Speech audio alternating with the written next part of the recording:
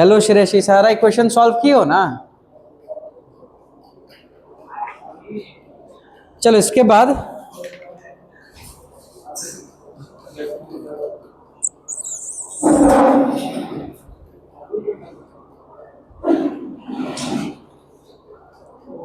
Cottage industry वाला तो question हो गया था ना।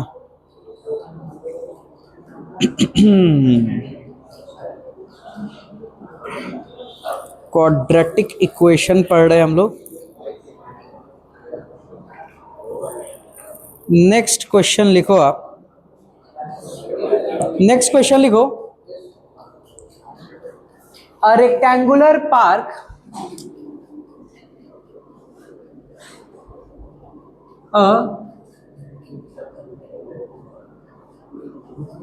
rectangular park a rectangular park is to be designed is to be designed is to be designed whose breadth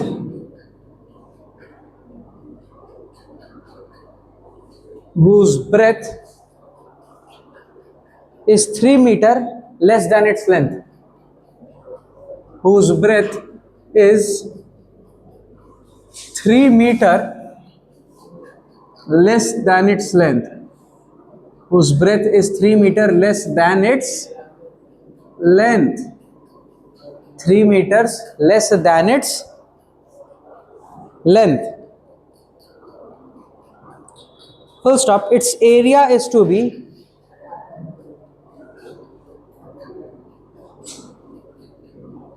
its area is to be 4 square meters, 4 meter square, 4 meter square more than the area of a park, more than the area of a park that has already been made,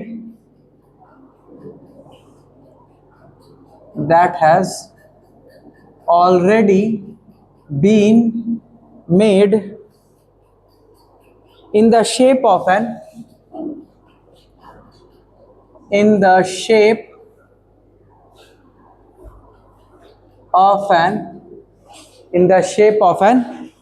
isosceles triangle, in the shape of an isosceles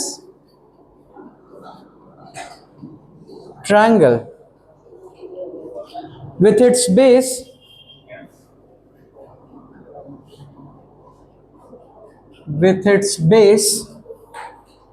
as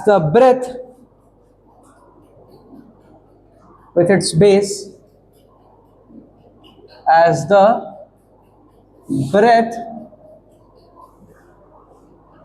of the rectangular park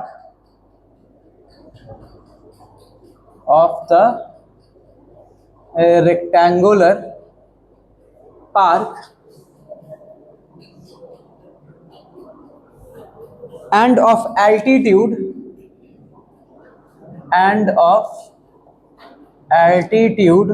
12 meter, full stop. Find its length and breadth. सबसे पहले तो आप यहाँ पे diagram बनाने का कोशिश करो खुद से। समझ में आ रहा है ना?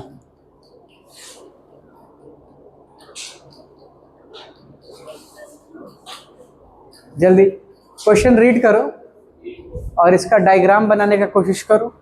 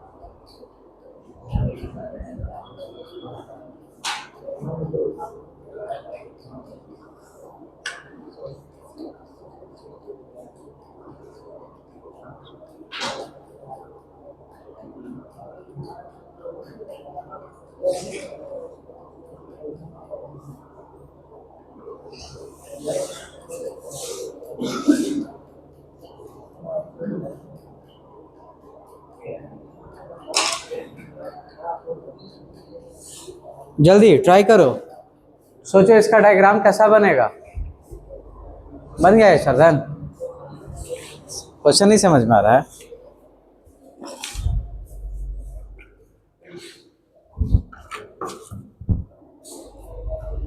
आपको क्वेश्चन समझना पड़ेगा खुद से, है कि नहीं? जो जो बोल रखा है वैसे वैसे करते जाओ। देखो यहां पर एक रेक्टेंगुलर पार्क का बात कर रहा है। यहां किसका बात कर रहा है? Rectangular park. कह रहा है rectangular park is to be designed.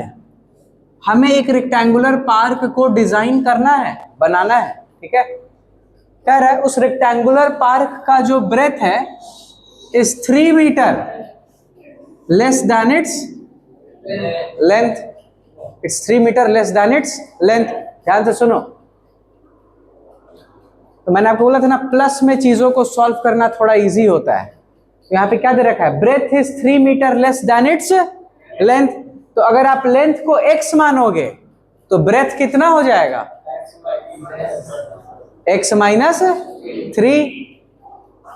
ठीक, या तो आप लेंथ को x मान लो, ब्रेथ हो जाएगा x माइनस 3, या आप ब्रेथ को x मान लो, लेंथ क्या हो जाएगा?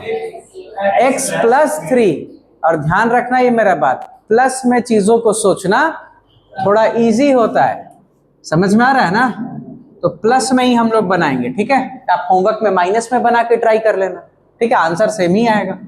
Let the breadth be, let the breadth of rectangular park be x metre. x metre हमने मान लिया, ठीक है। therefore the length will be equal to x plus 3 metre. कोई दिक्कत? क्लियर है ना यहाँ तक?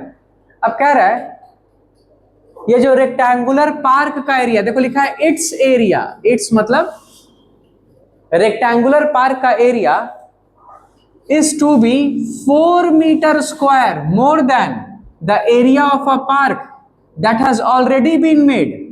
अब एक और पार्क है, अब क्वेश्चन में एक दूसरे पार्क का बात करने लगा। कह रहा है कि एक दूसरा पार्क है, उस वाले पार्क से रेक्टेंगुलर पार्क का एरिया 4 मीटर स्क्वायर ज्यादा है। और ये दूसरा वाला पार्क है क्या? दूसरा वाला park is in the shape of isosceles triangle. दूसरा वाला पार्क जो है वो एक ट्रायंगल है, आइसोसेलेस ट्रायंगल है, ठीक है। अब कह रहा है isosceles triangle with its base, इस ट्रायंगल का जो बेस है, with its base as the breadth of the rectangular park. इस ट्रायंगुलर पार्क का जो बेस है वो रेक्टेंगुलर पार्क का ब्रेथ है।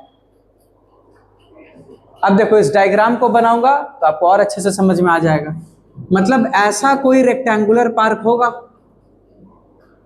ठीक है, जिसका ब्रेथ है x और जिसका लेंथ है, और क्वेश्चन में कह रहा है कि इस रेक्टेंगुलर पार्क का जो ब्रेथ है वो जो आइसोसेलेस ट्रायंगल है उसका बेस है। ये जो रेक्टेंगुलर पार्क का ब्रेथ है ये आइसोसेलेस ट्रायंगल का बेस है। अब आप सोचो, चलो ट्राई किया आप लोग इसको। क्वेश्चन में क्या कह रहा है कि ये जो आइसोसेलेस ट्रायंगल है, आइसोसेलेस ट्रायंगल मतलब जिसका दो साइड इक्वल होता है, इस आइसोसेलेस ट्रायंगल का जो बेस है वो रेक्टेंगुलर पार्क का ब्रेथ है, ब्रेथ है। कोई दिक्कत? क्लियर है ना? देखो एक बार वापस से देखो, कह रहा है हमें एक रेक्टेंगुलर पार्क डिजाइन करना है जिसका ब्रेथ 3 मीटर कम है लेंथ से। तो यानी ब्रेथ को x बोल देंगे तो लेंथ कितना हो जाएगा? x प्लस 3 बोल रखा है, ब्रेथ लेंथ से 3 मीटर कम है। दूसरा हमें बता रखा है कि इस रेक्टेंगुलर पार्क का जो एरिया है वो इस आइसोसेलेस ट्रायंगल वाले पार्क से 4 मीटर स्क्वायर ज्यादा है। मतलब इसके एरिया में से इसका एरिया सबट्रैक्ट करेंगे तो क्या बचेगा 4 मीटर स्क्वायर। रेक्टेंगुलर पार्क का एरिया 4 मीटर स्क्वायर ज्यादा है आइसोसेलेस ट्रायंगल वाले पार्क से, क्लियर है ना? हाँ बोलो रिया क्या हुआ?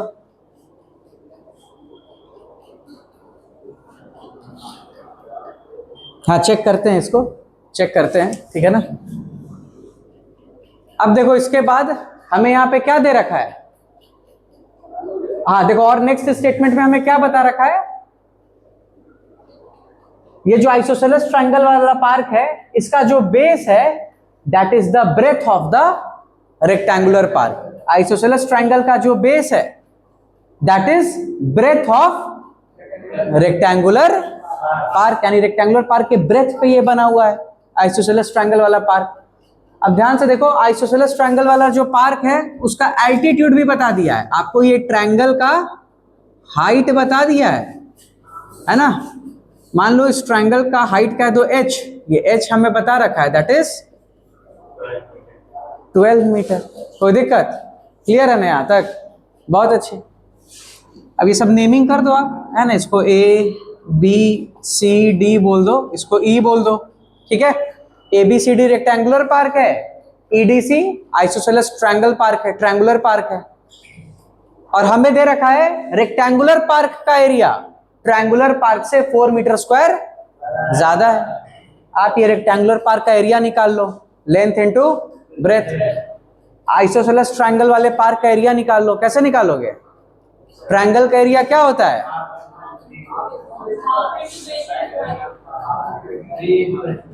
Half into base into height. तो बेस x है, हाइट h हमें पता है, half into base into height करके ट्रायंगुलर पार्क का एरिया निकाल लो। समझ में आ रहा है ना? और हमें दे रखा है रेक्टेंगुलर पार्क का एरिया 4 मीटर स्क्वायर ज्यादा है, किससे? ट्रायंगुलर पार्क से। कोई दिक्कत? तो ट्रायंगुलर पार्क के एरिया में से, सॉरी रेक्टेंगुलर पार्क के एरिया में से ट्रायंगुलर पार्क का एरिया सबट्रैक्ट करेंगे तो क्या बचेगा? समझ में आ रहा है ना? Very good. तो देख लो, area of rectangular park, area of rectangular park कितना हो जाएगा? That is length into breadth. Length x plus 3 into breadth x। यहां से कितना आ रहा है? x square plus 3x। Next निकाल लो area of triangular park. Area of triangular park कितना हो जाएगा? That is half into base into height. यहां से ये कितना आ जाएगा? 6x। कोई दिक्कत? क्लियर है ना यहां तक? According to question. क्वेश्चन तो सबको समझ में आ गया ना? किसी को कोई डाउट है यहां तक? क्या रहा, कोई डाउट है? क्लियर है ना सबको यहां तक? अब अकॉर्डिंग टू क्वेश्चन देखो क्या इक्वेशन बन जाएगा हमारा। हमें दे रखा था ना रेक्टेंगुलर पार्क का जो एरिया है वो 4 मीटर स्क्वायर ज्यादा है ट्रायंगुलर पार्क से। According to question rectangular park का area that is x square plus 3x। इसमें से ट्रायंगुलर पार्क का एरिया सबट्रैक्ट कर दो, क्या बचेगा? 4। रेक्टेंगुलर पार्क का एरिया ट्रायंगुलर पार्क के एरिया से कितना ज्यादा था? 4 मीटर स्क्वायर। तो रेक्टेंगुलर पार्क के एरिया में से ट्रायंगुलर पार्क का एरिया सबट्रैक्ट कर दो, 4 मीटर स्क्वायर आएगा। यहां से सॉल्व कर लो, x का वैल्यू कितना आ रहा है?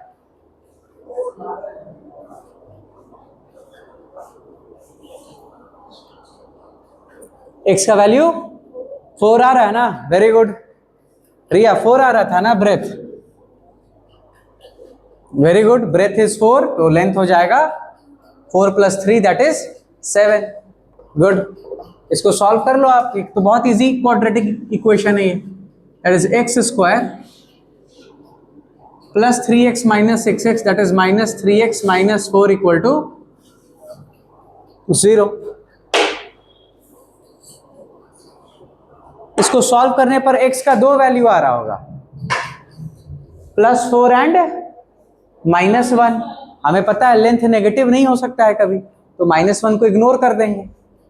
इसको सॉल्व कर लेना, यहां से सॉल्व करोगे तो एक x का वैल्यू आएगा -1, एक x का वैल्यू आएगा 4। इसको नेग्लेक्ट करेंगे, इसको एक्सेप्ट करेंगे। लेंथ कभी भी नेगेटिव नहीं हो सकता है, लिख लेना। Because length can not be negative, समझ में आ रहा है ना? देयरफॉर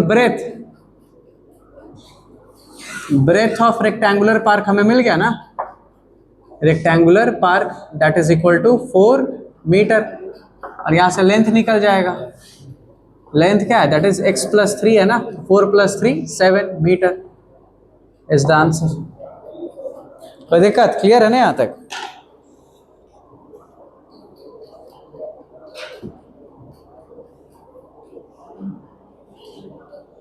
ये सब समझ में आ रहा है ना?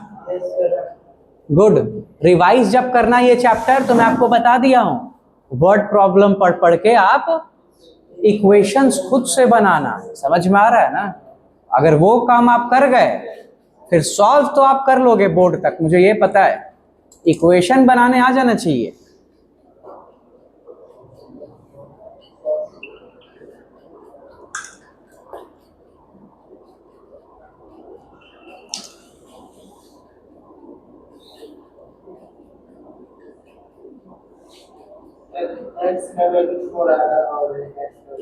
गुड। -1 लेंगे कि नहीं लेंगे? क्यों?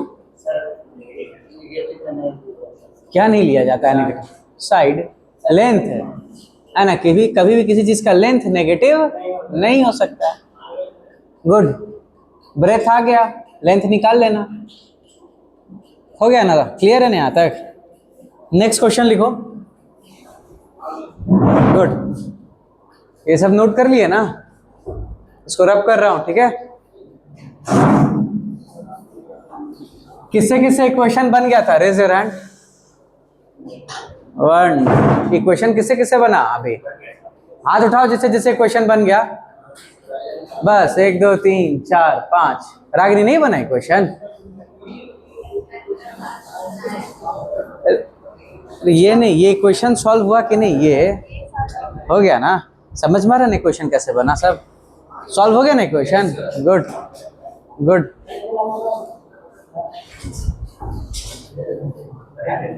चलो इधर ध्यान दो, नेक्स्ट क्वेश्चन लिखो।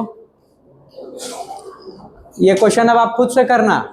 अपस्ट्रीम डाउनस्ट्रीम आपको पहले ही पढ़ा चुका हूं, अपस्ट्रीम डाउनस्ट्रीम याद है ना? क्वेश्चन है a motor boat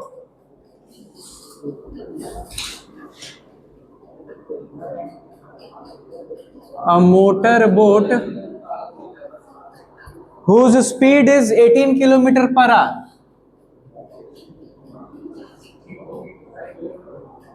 whose speed is 18 kilometer per hour in still water,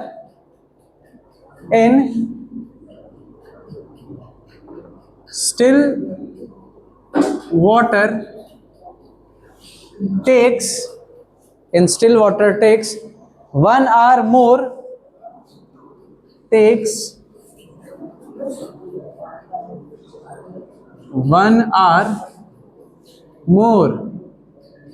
takes 1 hour more to go 24 kilometer,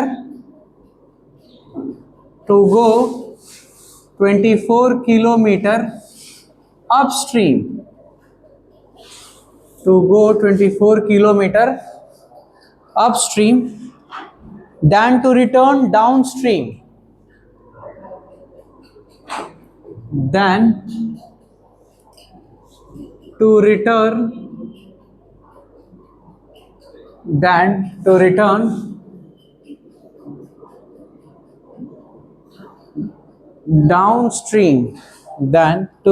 downstream to the same spot,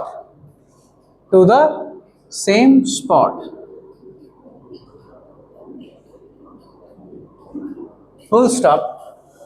Find the speed of the stream. Find the speed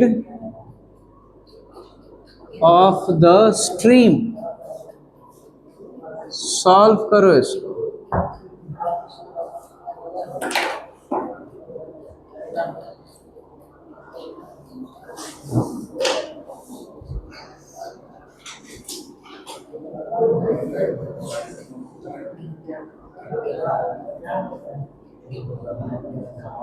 देखो आपको already मैंने काफी सारा word problem करा दिया, आप इसी सबको फिर से रिवाइज करना नया क्वेश्चन ट्राई करने के पहले, ठीक है। चलो सॉल्व करो इसको। अप स्ट्रीम डाउन स्ट्रीम आप जानती हो क्या होता है।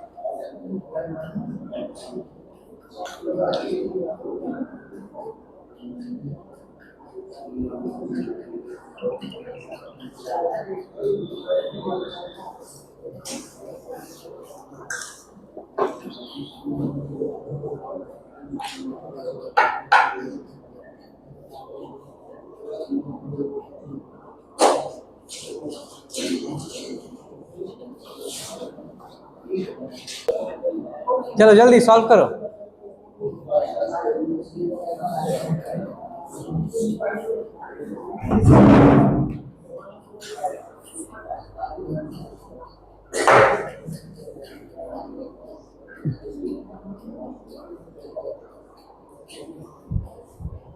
बन गया ना, अभी तुम क्वेश्चन ही लिख रहे हो हैं।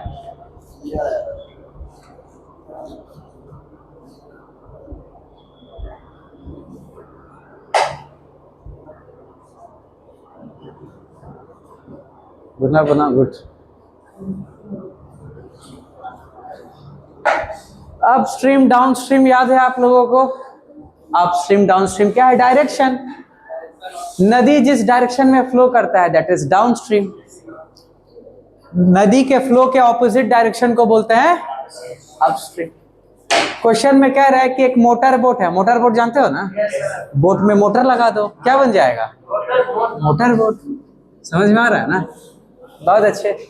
मोटर बोट का स्पीड हमें दे रखा है, कितना है, हमें स्पीड बताना है, किसका है, स्ट्रीम का ना। अरे स्टील वाटर नहीं,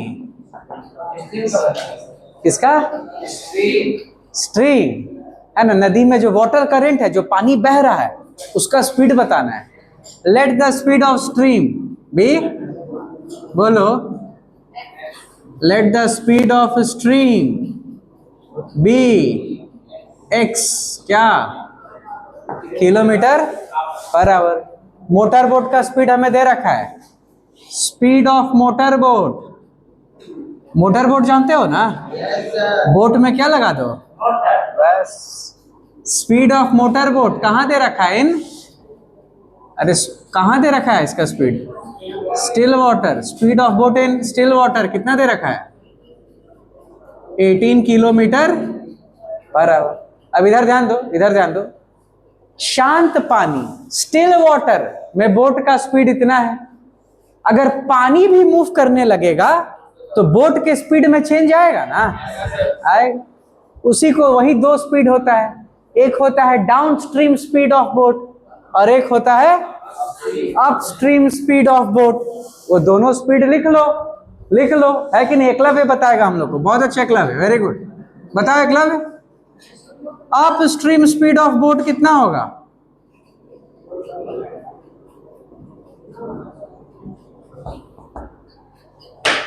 अपस्ट्रीम स्पीड ऑफ बोट। अरे एकदम नॉर्मल, इधर देखो, इधर देखो। पानी के बहाव के अगेंस्ट जाएंगे तो स्पीड बढ़ेगा कि घटेगा, घटेगा, घटेगा। अब देख लो बोट का स्पीड कितना है स्टिल वाटर में, 18 किलोमीटर पर आवर। स्ट्रीम का स्पीड कितना है, x। अब आप वाटर के फ्लो के अगेंस्ट जा रहे हो, अपस्ट्रीम स्पीड मतलब फ्लो के अगेंस्ट, तो बोट का स्पीड बढ़ेगा कि घटेगा, ऐसे याद रखना। फ्लो के अगेंस्ट जाओगे तो घटेगा, that is 18 minus x kilometre पर आवर। उसी तरह से डाउन स्ट्रीम निकाल लो, डाउन स्ट्रीम, ये सब समझ में आ रहा है। Down stream speed of boat, बोलो एकलव्य, कितना हो जाएगा, 18 प्लस x। बोट का स्पीड इतना है स्टिल वाटर में। अब जिस डायरेक्शन में वाटर फ्लो कर रहा है, बोट उसी डायरेक्शन में जा रहा है, तो पानी का स्पीड ऐड हो जाएगा ना, दैट इज 18 प्लस x, क्या, किलोमीटर पर आवर। अब यहां से इक्वेशन बनाओ, बन गया ना इक्वेशन।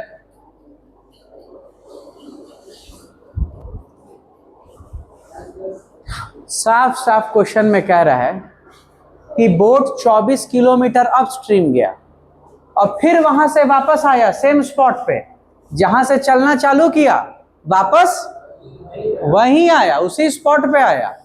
तो बोट पहले 24 किलोमीटर अपस्ट्रीम गया और फिर 24 किलोमीटर वापस डाउनस्ट्रीम आया। और हमें कंडीशन क्या दे रखा है कि बोट को 24 किलोमीटर अपस्ट्रीम जाने में और 24 किलोमीटर वापस आने में कुछ टाइम लगा होगा।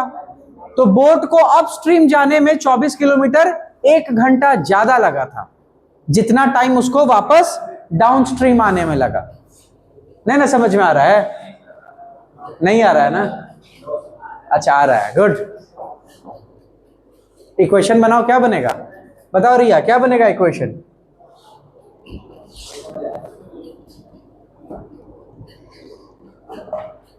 टाइम में इक्वेशन बनाएंगे, टाइम में ध्यान से देखो। हाँ,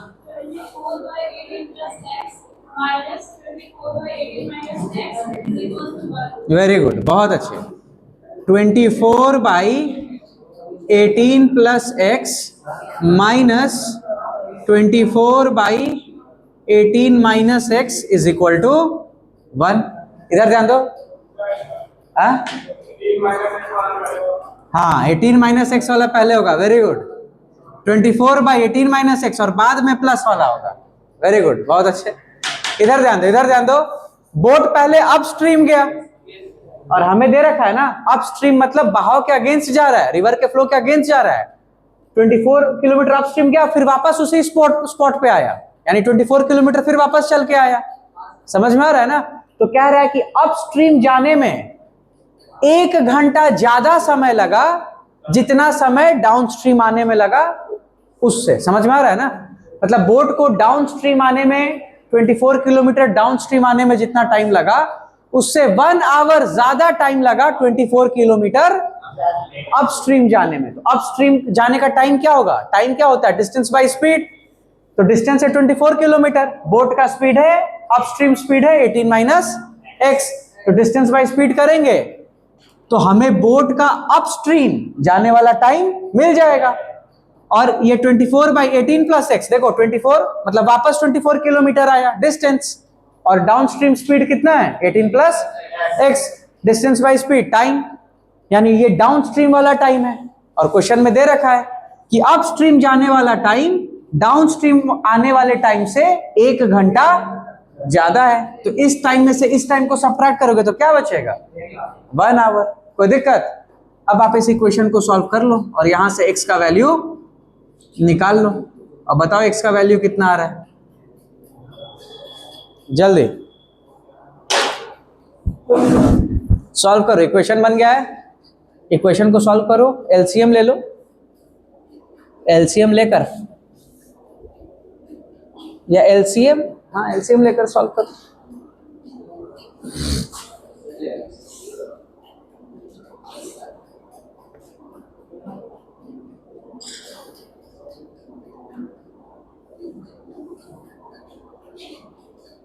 बताओ, आप ही को सॉल्व करना है ये सब इक्वेशन। अब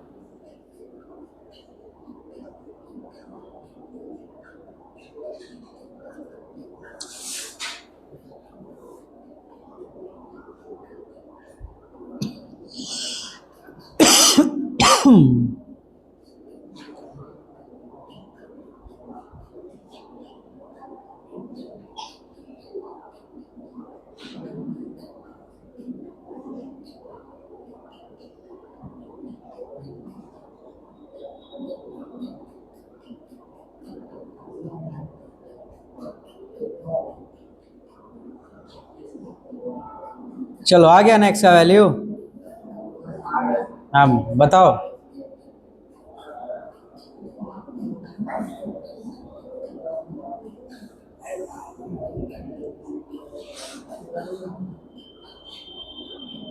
आपके पास दो तरीका है करने का, bye splitting the middle term या फिर क्वाड्रेटिक फॉर्मूला।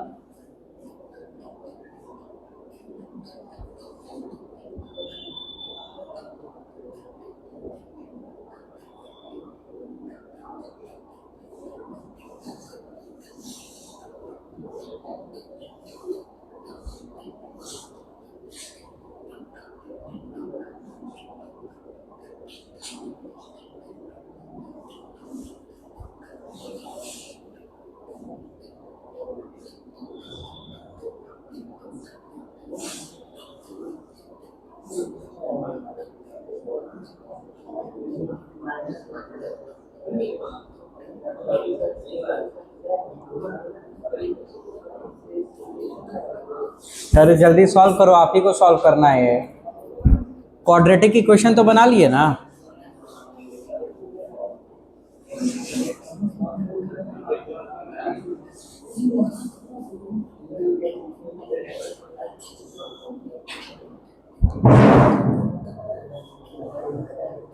ये क्वेश्चन रब कर दे रहा हूं, ठीक है?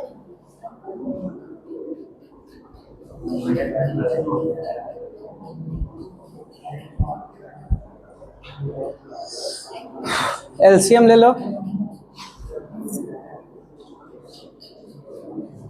एंड आप ये 24 कॉमन ले लो, 24 कॉमन लेके हटा लो, उसके बाद 18 minus x into 18 plus x, यहां से देख लो क्या आ जाएगा। 24 हमने कॉमन ले लिया तो यहां आ जाएगा 18 प्लस एक्स माइनस 18 माइनस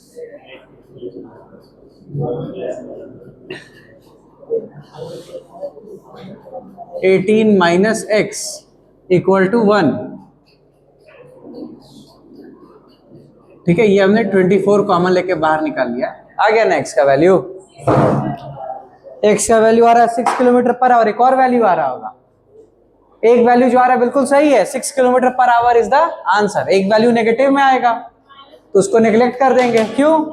क्योंकि स्पीड कभी नेगेटिव नहीं हो सकता है। ठीक है, यहां से देखो, इसको सॉल्व करो, ये देख लो कितना आ गया 24। यहाँ प्लस 18 माइनस 18 कैंसिल हो गया, माइनस इंटू माइनस प्लस, तो ये आ गया प्लस 2x। ठीक है, और a minus x into a plus x that is a square minus b square होगा, तो नीचे आ जाएगा ये 18 स्क्वायर माइनस एक्स स्क्वायर, है ना? ये आ रहा है इक्वल टू 1। अब यहां से हम लोग क्या लिख सकते हैं? ये 24 इंटू 2 कितना हो जाएगा? 48x इज इक्वल टू 18 का स्क्वायर कितना होता है? 324 माइनस एक्स स्क्वायर, तो यहां से देख लो कितना आ गया ये x square plus 48x minus 324 equal to 0। यही क्वाड्रेटिक आ रहा था ना? इसी क्वाड्रेटिक को सॉल्व करना है कि नहीं? अब बाई, अब जैसे मन आपका, by splitting the middle term कर लो। अगर वैसे नहीं सोच पा रहे हो तो क्वाड्रेटिक फॉर्मूला है ना। जल्दी, किसका किसका आंसर आ गया? गुड, इसको सॉल्व करिए जल्दी फटाक से। क्वाड्रेटिक इक्वेशन बनाओ और सॉल्व करो।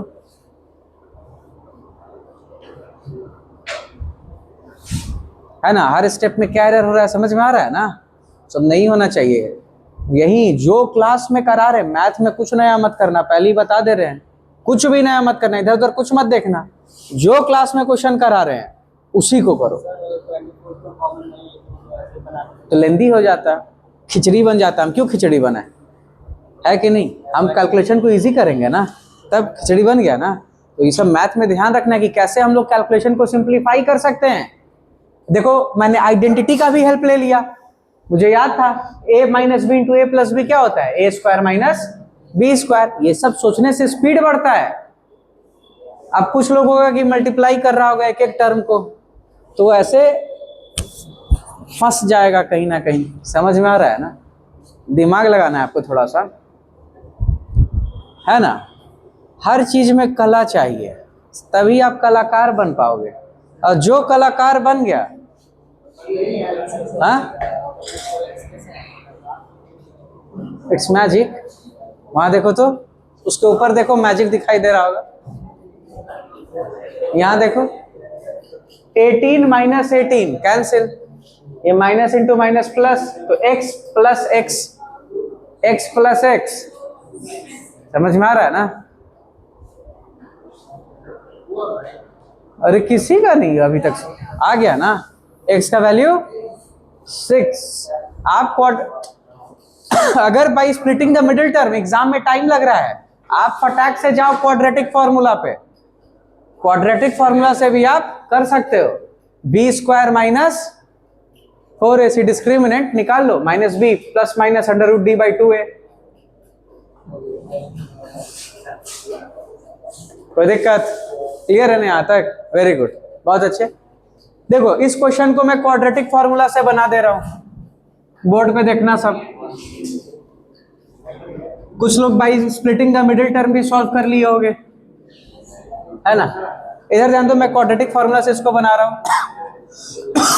आप ए बी सी का वैल्यू लिखो। ए कितना है 1, बी कितना है 48, सी कितना है माइनस 324। आप डिस्क्रिमिनेंट निकाल लो। डिस्क्रिमिनेंट क्या होगा? B square minus 4ac, that is 48 का square minus 4 into 1 into minus 324। कोई दिक्कत? क्लियर है नहीं यहाँ तक? तो यहां देखो एक तरह से ही आ रहा है ना, 48 square minus into minus plus 4 into 324। कोई दिक्कत? क्लियर है ना? आप 48 स्क्वायर कर लो, उसमें से ये 4 इंटू 324 करके ऐड कर दो उसको। समझ में आ रहा है ना फटाक से? आप देख लो 48 इंटू 48 कितना होगा? 8 8 जा 64 का 4 कैरी 6, 8 चौके 32, 8 चौके 32, 64, 64 प्लस 6 70 का 0 कैरी 7, 4 चौके 16 और 7 23, 2304 आ रहा है क्या? 48 का स्क्वायर कितना है? 2304 है ना? देखो आ गया 2304, है कि नहीं? 2304 प्लस 4 चौका 16 का 6 कैरी 4 8 9 अच्छा 12 1296 आ रहा नहीं है ना? यहाँ पे जोड़ लो इसको 6, हाँ 6 4 10 का 0 कैरी 1, 10 का 0 कैरी 1, 3 4 5 1 6 और 2 1 3। देखो कितना अच्छा वैल्यू आ रहा है। डिस्क्रिमिनेंट आ रहा है 3600, ये साफ साफ दिख रहा है 60 का स्क्वायर है। समझ में आ रहा है ना? अब आप अल्फा बीटा लगा लो। अल्फा एक रूट क्या हो जाएगा, या x का वैल्यू लिख दो। x एक x का वैल्यू हमें ऐसे मिलेगा, that is minus B plus under root D by 2a। तो देख लो माइनस b का वैल्यू कितना है 48 माइनस या प्लस है ना, plus under root D that is under root 3600 by 2 into 1। a का वैल्यू 1 था, यहां से देख लो कितना आ गया, that is minus 48 plus 60 root 3600 60 आएगा बाई 2। देख लो 50 12 बटा 2 दैट इज 6 किलोमीटर पर आवर। एक वैल्यू आ रहा है। दूसरा हमें साफ दिख रहा है, माइनस रूट डी रखेंगे तो ये माइनस माइनस नेगेटिव हो जाएगा और स्पीड नेगेटिव नहीं हो सकता है कि नहीं? तो ये आंसर होगा हमारा। दूसरा एक और आप x का वैल्यू निकाल लेना, वो नेगेटिव में आएगा, है ना? x equal to minus b minus under root D by 2a। Direct यही लिख देता हूं, जब आप सारा वैल्यू पुट करोगे तो बस यहां माइनस में आ जाएगा, that is minus 48 minus 60 by 2। ये कितना आ रहा है इसको सॉल्व करने पे? 8 6 4 10 108 यानी 54 और माइनस में आएगा ये माइनस 54। स्पीड नेगेटिव नहीं हो सकता है, नेग्लेक्ट करो, इसको एक्सेप्ट करो। अरे ये सब समझ में आ रहा है? Good good. कैसे आया था? इसी मेथड से स्प्लिटिंग। ध्यान रखना बाई चांस अगर आप एग्जाम में, ध्यान रखना अगर एग्जाम में स्प्लिटिंग द मिडिल टर्म में ज्यादा टाइम लगे, नहीं हो पाए, तुरंत क्वाड्रेटिक फॉर्मूला पे स्विच करना, हड़बड़ाना मत, आराम से इसको करोगे। कैसे एग्जाम में करोगे? पहले अच्छे से ए बी सी, जहां आप मारे शॉर्टकट प्लस का माइनस कुछ छूटेगा, समझ में आ रहा है ना? तो पहले अच्छे से क्वाड्रेटिक इक्वेशन लिखना, ए बी सी लिखना, डिस्क्रिमिनेंट लिखना, b square minus 4ac proper sign के साथ लिखना, सॉल्व करना, डी निकालना, फिर ये सब फॉर्मूला लिखना। प्रॉपर स्टेप बाय स्टेप करोगे, एरर का चांस ना के बराबर रहेगा। अब जहां कुछ मन में सोच सोच के स्टेप उड़ा उड़ा के आगे बढ़े, उसमें बहुत कंसंट्रेशन चाहिए। ऐसा नहीं क्यों नहीं हो सकता, हो सकता है, लेकिन गलत होने का चांस फिर बढ़ जाता है, गलती होने का। जैसे मान लो आप ए बी सी नहीं लिखे, आप मन में सोच के डायरेक्ट इसी फॉर्मूला को लिख रहे हो, तो चांसेस है कि आप एरर कर सकते हो। समझ में आ रहा है ना? तो स्टेप बाय स्टेप करना वो ज्यादा बेटर है। समझ में आ रहा है ना? ऐसे स्टेप मार्किंग है तो स्टेप बाय स्टेप ही करो। क्लियर है नहीं यहाँ तक सबको? श्रेयस रिया क्लियर है नहीं यहाँ तक? गुड।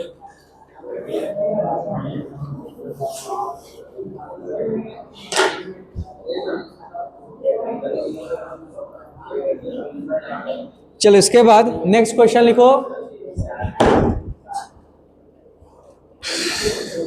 उसको आप होमवर्क में कर लेना। यहां तक क्लियर है ना सबको? बहुत अच्छे, शाबाश। नेक्स्ट क्वेश्चन है, ये नोट कर लियो ना सब? ये सबको समझ में आ रहा है ना? कोई डाउट है? सबको क्लियर है ना यहां तक? पावस पक्का ना? कि हमेशा पीछे क्यों बैठते हो? कभी आगे भी बैठ के देखो, दुनिया अच्छा दिखाई देगा। मजाक नहीं कर रहे, हमेशा आके पिछले बेंच पे क्यों बैठ जाते हो? समझ में आ रहा है ना? कभी आगे बैठ के देखो, अलग दुनिया दिखेगा। मजाक नहीं कर रहे हैं, ज्यादा समझ में आएगा।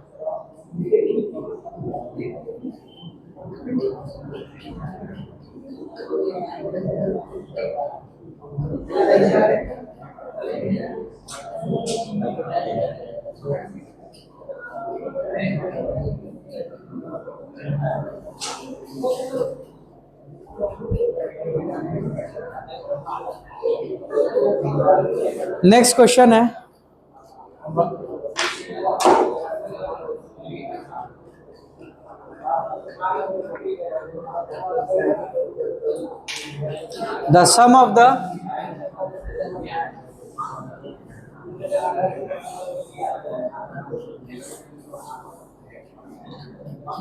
the sum of the reciprocals, the sum of the reciprocals of Rohan's age,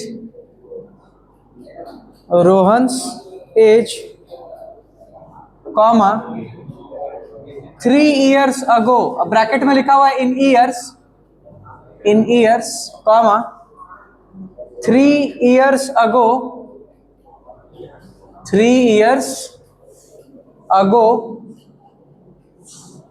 years ago and 5 years from now, and 5 years from now is 1/3, is 1/3. Find his present age. Find his present age. ये सब equation सब homework में बनाना, कर लेना है। इसको खुद से, बहुत आसान क्वेश्चन है, हो जाएगा ना? बहुत अच्छे, इसको नोट कर लो। उसके बाद नेक्स्ट क्वेश्चन लिखता हूँ। नोट कर लिए ना यहाँ तक सब?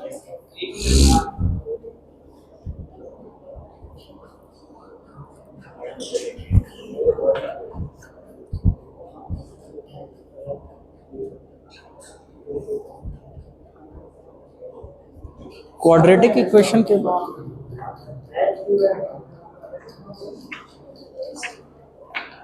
हो गया ना? गुड, इसको होमवर्क में करना। नेक्स्ट क्वेश्चन लिखो।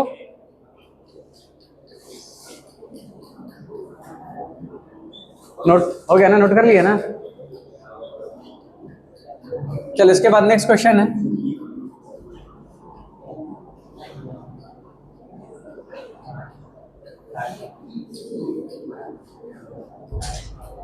नेक्स्ट क्वेश्चन हमें दे रखा है। हाँ, अब नेक्स्ट क्वेश्चन अभी करना है क्लास में।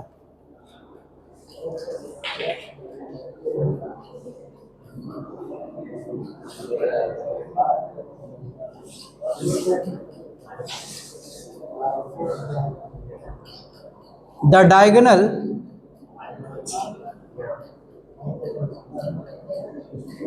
diagonal of a rectangular field of a rectangular field is 60 meters,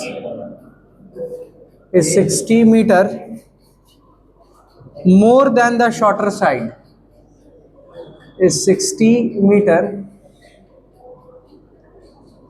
more than the shorter side, full stop. If the longer side is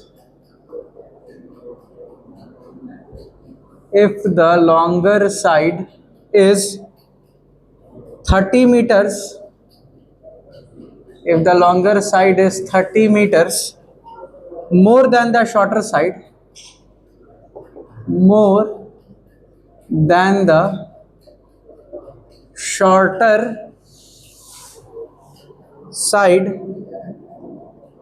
comma, find the sides of the field.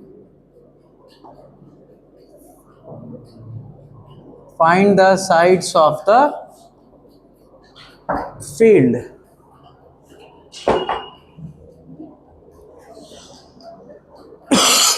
Solve करो इसको.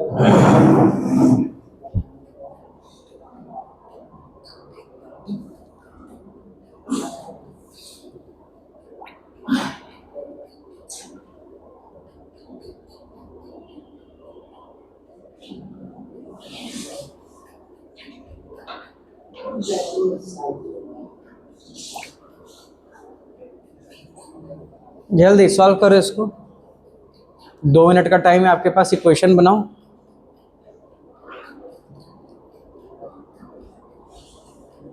जो quadratic equation बना लेगा बताएगा मुझे.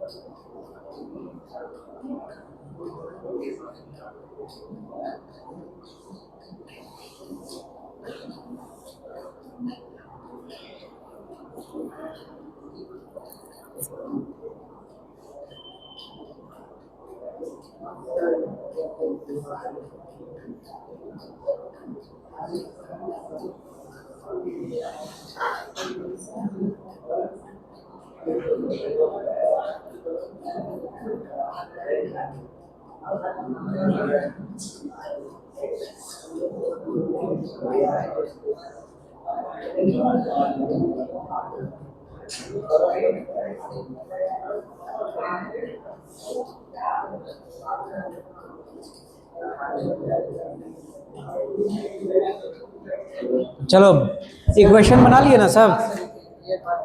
मैंने बोला था ना कोशिश करना प्लस साइन यूज करने का. ठीक है. अब क्या करो, शॉर्टर साइड को x मान लेना. यहाँ पे let the shorter side be x. हाँ बोलो प्रिया.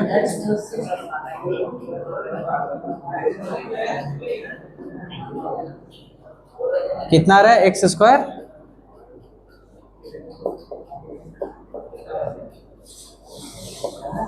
इक्वल टू 0 है ना. चेक करते हैं इसको. ठीक है.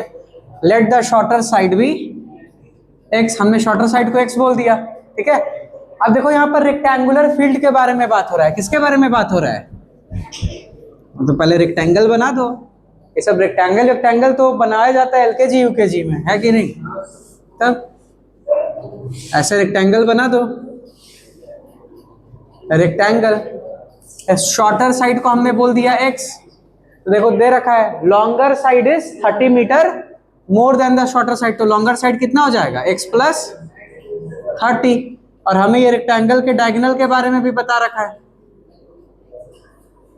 है ना, डायगोनल कह रहा है diagonal is 60 metre more than the shorter side, that is x plus 60, है ना, और ये x है, तो ये देख लो ये जो ट्रायंगल है इसको बोल दो ABCD रेक्टेंगल को, ये जो ट्रायंगल ABC है this is right angle triangle, Pythagoras theorem लगा दो इसमें, इक्वेशन बन जाएगा कि नहीं बन जाएगा, बन जाएगा।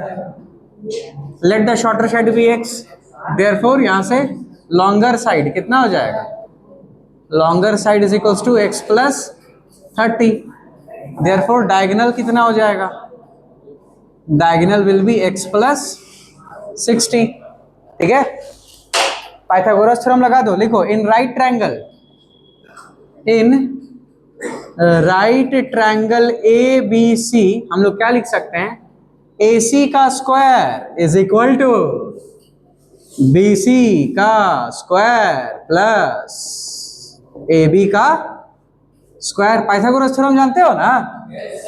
अरे बहुत हजारों साल पुराना थ्योरम है, हजारों साल पहले से हम लोग जान रहे हैं, सबको याद है ना, है ना। आप अपने पिछले जन्म में भी पढ़े होगे इसके बारे में, पिछले के पिछले जन्म में भी पढ़े होगे, अब पिछले के पिछले के पिछले जन्म में भी पढ़े होगे, और सोचो आपको याद ही नहीं रह रहा है, हर जन्म में एक ही थ्योरम पढ़ रहे हो, समझ आ रहा है ना, पाइथागोरस थ्योरम है कि नहीं,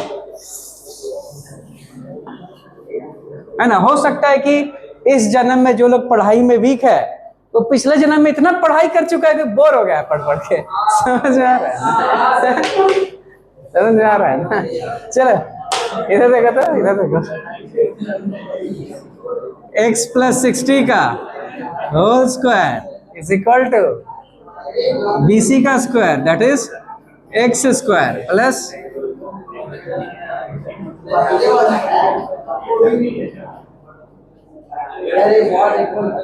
क्या, सही है ना सब, क्या कोई दिक्कत है, अरे बोलो, कोई दिक्कत है तो बोलो, मैं हाँ नहीं सर, हाँ भी बोल दोगे, नहीं बोल दोगे, हाँ क्वांटम गेम खेल रहे हो हमारे साथ तुम।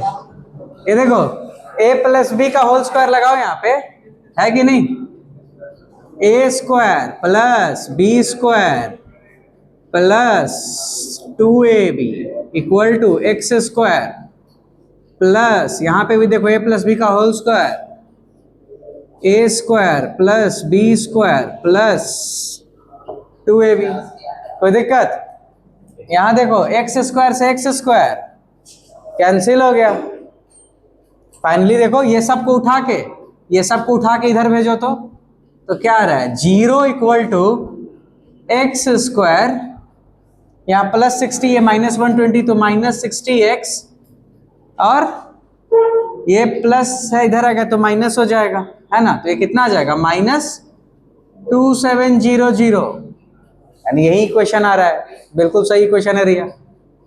यहाँ से देख लो क्या आ गया, देयरफॉर हम लोग इसको अच्छे से लिख देते हैं स्टैंडर्ड फॉर्म में, x square minus 60x minus 2700 equal to 0। अब या तो आप इसको by splitting the middle term कर लो, या फिर आप बाय क्वाड्रेटिक फॉर्मूला कर लो, जैसे भी आपको अच्छा लगे वैसे आप होमवर्क में कर लेना इसको, कोई दिक्कत, क्लियर है, इक्वेशन आ गया, इक्वेशन आ गया ना, समझ में आया ना कैसे आया है, पक्का ना। हाइपोटेनस का स्क्वायर इक्वल टू परपेंडिकुलर का स्क्वायर प्लस बेस का स्क्वायर, हाइपोटेनस का स्क्वायर इक्वल टू परपेंडिकुलर का स्क्वायर प्लस बेस का स्क्वायर। यहाँ पर a plus b whole square वाला आइडेंटिटी लगाए, यहाँ a plus b whole square वाला आइडेंटिटी लगाए, that is a square plus b square plus 2ab, कोई दिक्कत, इसको होमवर्क में कंप्लीट कर लेना सब, ठीक है। तो अभी के क्लास में यहीं तक रखते हैं, मिलते हैं थोड़ी देर में इकोनॉमिक्स के क्लास में, ठीक है। हाँ रिया बोलो,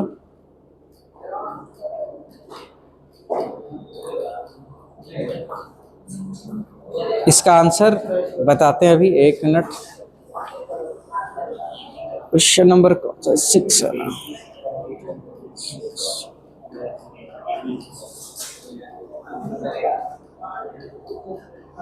हाँ 120 और 90 है ना, 90 और 120 आएगा। x का वैल्यू क्या आ रहा है 90। हाँ वेरी गुड, तो लेंथ हो जाएगा 120। वेरी गुड, बहुत अच्छी, ठीक है। चलो मिलते हैं थोड़ी देर में इकोनॉमिक्स के क्लास में, ठीक है। हाँ गुड।